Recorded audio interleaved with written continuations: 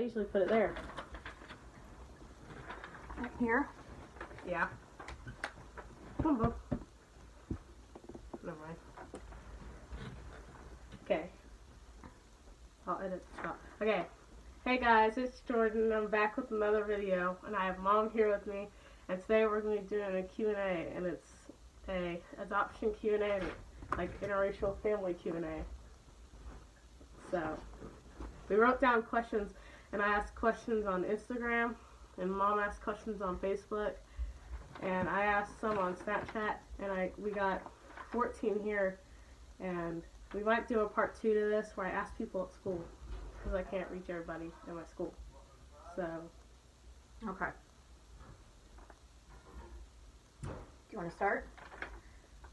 sure. Okay, the first question is... Oh, you don't have to go. But hey, hang on. I'll start. Okay. Because people always want to ask why we adopted and why we chose to adopt African American. I'm not going into why we adopted. That's personal. But why we chose transracial adoption, that's technically what it's called, is because this was, you're about to be 14, right? Yeah. Okay, so this was 15 years ago. And it wasn't as wildly popular as it is now, or normal. And so we just wanted to be parents. We didn't care what color our kids' skin was, because we just wanted to be parents. We had waited a long time, and it didn't make sense to wait longer just for a certain skin color, because at that time the wait time was a lot longer. I mean, years for a white baby, months for one that wasn't white, African American. So it seemed stupid. It still seems stupid to me. Okay, so that is why we are an interracial family. Ultimately, it comes to God put us together, and it's a family that we were supposed to have, right? Yeah. Okay. All right. And do people stare at us? Yes. All the time. We're not zoo animals, people. We're just a family. All right. What's the one thing you wish people would understand about you, Jordan? About me? Nose is running. Sorry. That... What's the biggest misconception? That I'm from a foster home. Because it's like a stereotype, but it's technically, most adopted people do come from foster homes. That's some questions I got, like, what foster home did you come from? And another one is like, everyone thinks I'm acting too white because I'm adopted. Mm-hmm. Well, you're gonna act white because your parents are white, and so that's what you grow up with. And it's like, it's just a dialect. It's a different way of talking. It's like an accent, and you don't have it, and that's okay. Doesn't matter either way. It doesn't make her any less perfect. I think that someone at school told her one time she was a disgrace to the black community because of the way she acts and talks. And that's hurtful. That's hurtful to her. That's because God made her perfect. It's hurtful to me because she hurts, so therefore it hurts my feelings. And I mean, if you're black and you're watching this,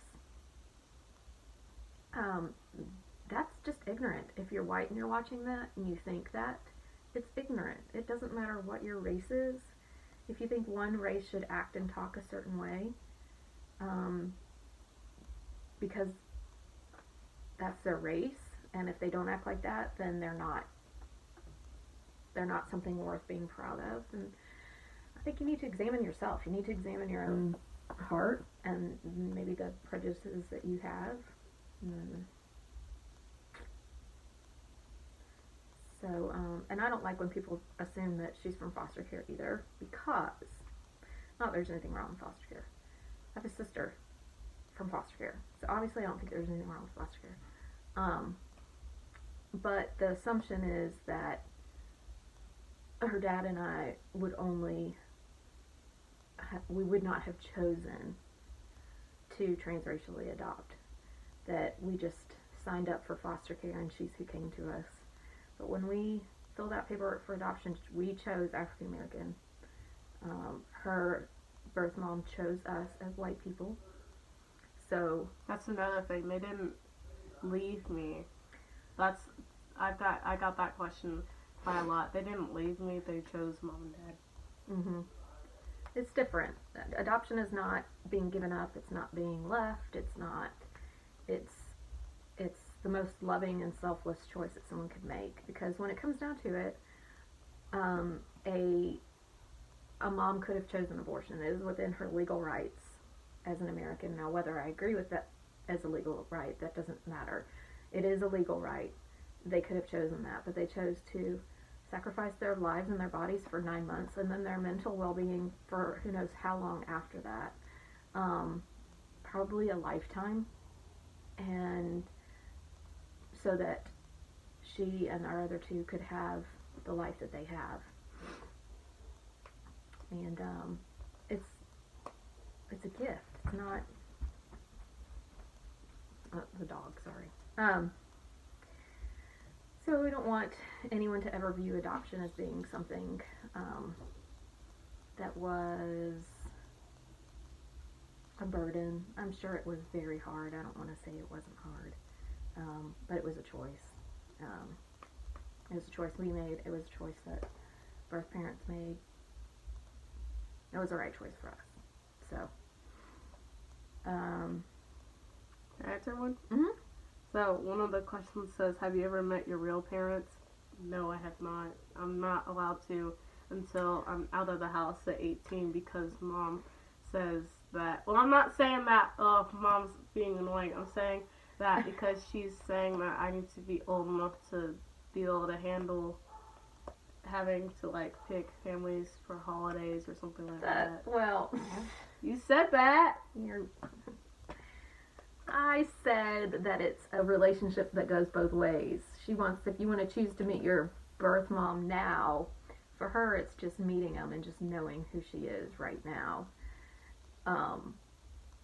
But she might not realize that on the other end, there's a family that wants to get to know her.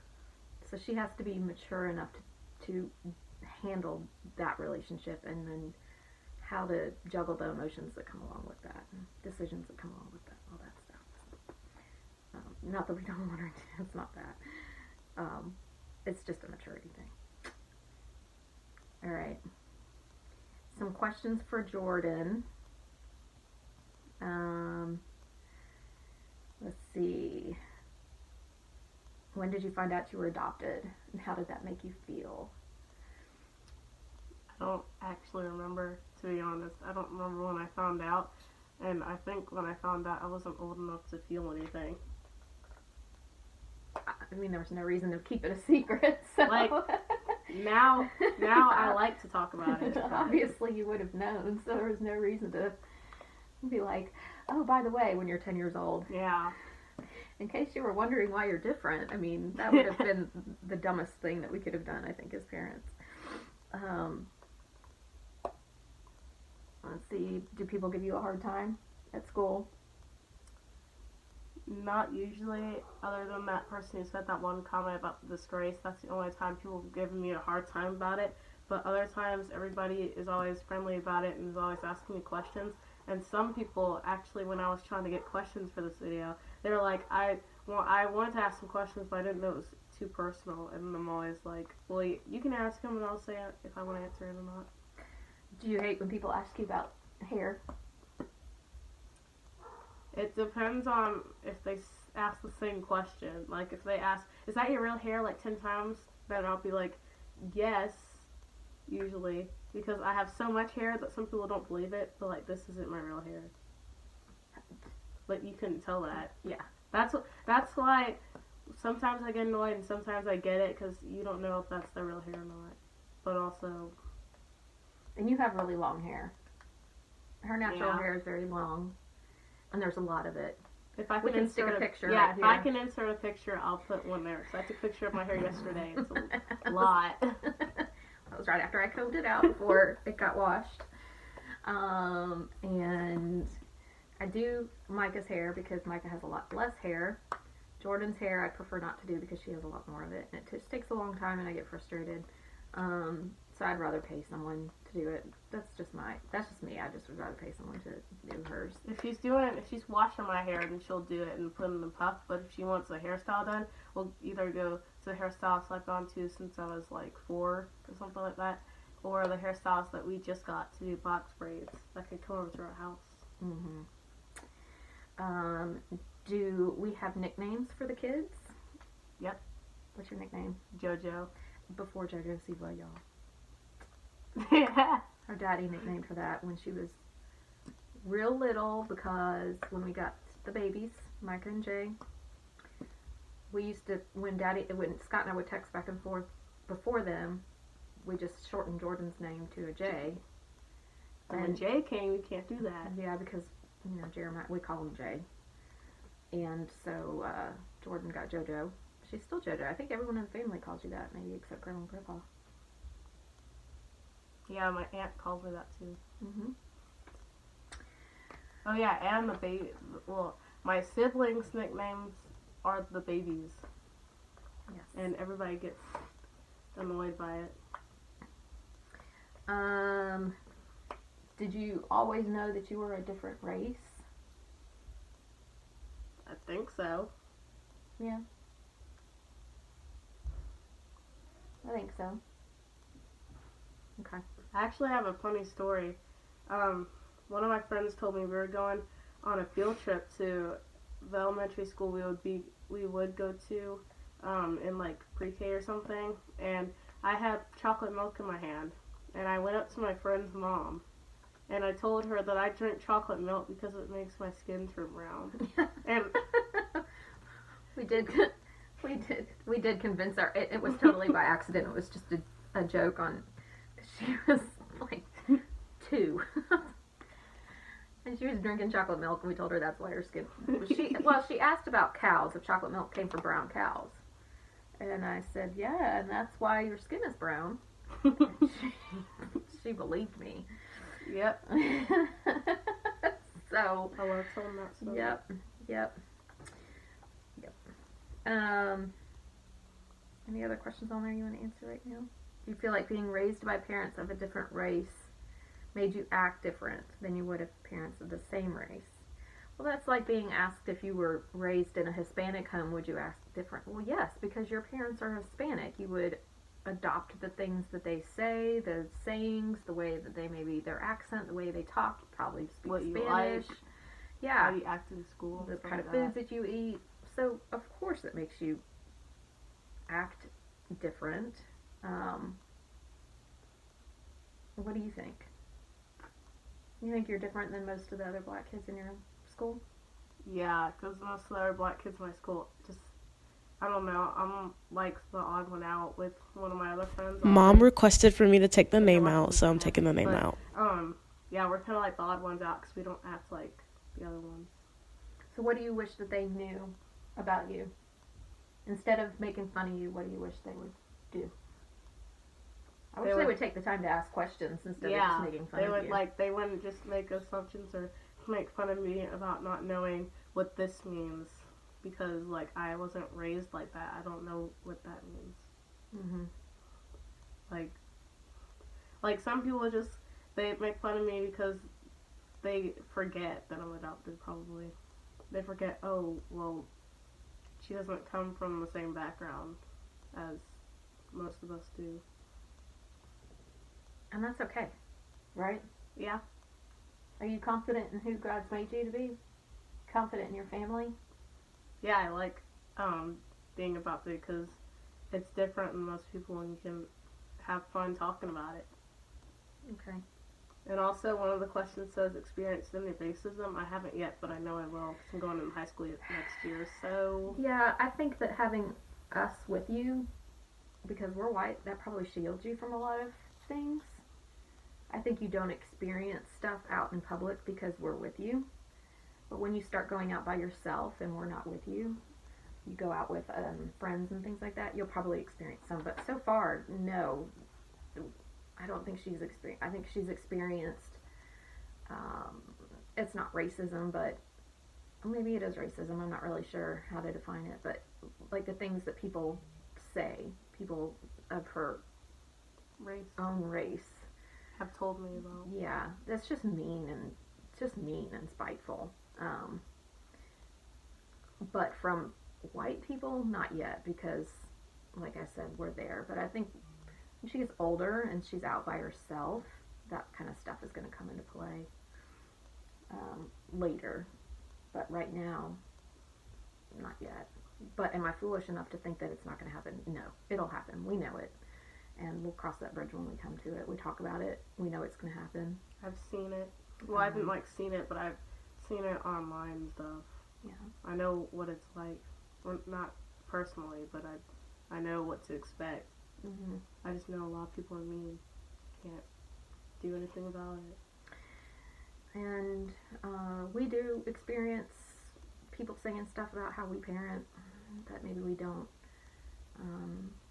expose our kids to enough culture, or I don't even really know what the word is, but we're all learning. I wish there was more grace given. I wish there was a lot more grace given. Because none of us are perfect. And God put us together. And I even know by putting out this video, there's going to be nasty things said. People are going to say stuff. I can't see it because my comments are turned off. But good. Yeah, YouTube did that, where if you're not old enough to have comments on, you can't have them on. Good. Good. It's really good for this she video. Won't know what people say, and really, you don't need to know. It doesn't help. Not if it's not constructive. It doesn't help. Yeah, it's not like I'm gonna really care about it anyway. Mm-hmm. You're just kind of wasting your time. Can I do one more question? Yeah. So, the last question I'm gonna answer, all of them that I've seen that we haven't answered about birth parents. And one of them is like, is it hard not knowing your birth parents, or do you want to meet them? I do want to meet them, but I don't, but not right now, because I'm kind of scared of what's going to happen. And also, I like to think... What do you mean, what's going to happen? Like, I don't know, maybe... You just don't feel comfortable around them. Oh. Like, I get really shy, yeah. I don't get scared when I think about it, not meeting them, but I think I could have passed one of my biological siblings, like, out in the world somewhere, and I didn't even know it.